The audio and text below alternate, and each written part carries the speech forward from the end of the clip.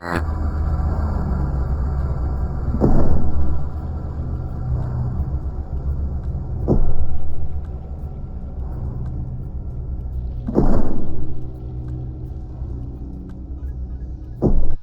tutorial, we will see how to copy the invisible cells.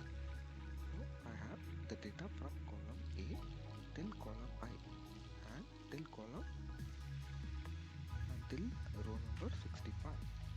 So now I am going to copy the only visible cells. How I am going to copy is first right from the header till the entire data. I am going to copy my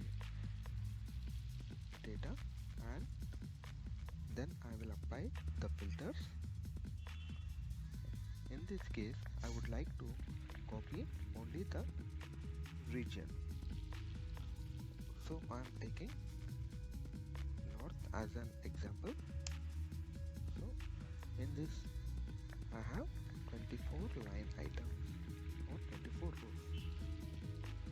Whatever data that has been copied, I would like to paste in the next sheet.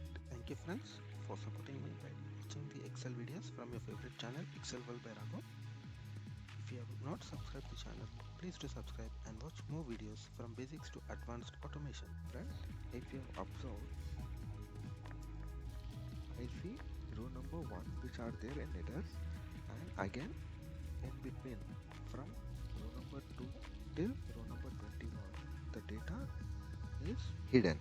That is, I have applied the filters and I have selected only now. So now if I am going to copy, Control C, whatever you see, it's getting highlighted, and here in between also you can see that again the selection started from row number 22 till end of my data. This is called invisible data selection. Control C, insert a new sheet, then simply press Control V. That's it. And since the data here is not in a formatted way, I am selecting the entire sheet and adjusting the bit. That's it. This is called copying of the invisible data.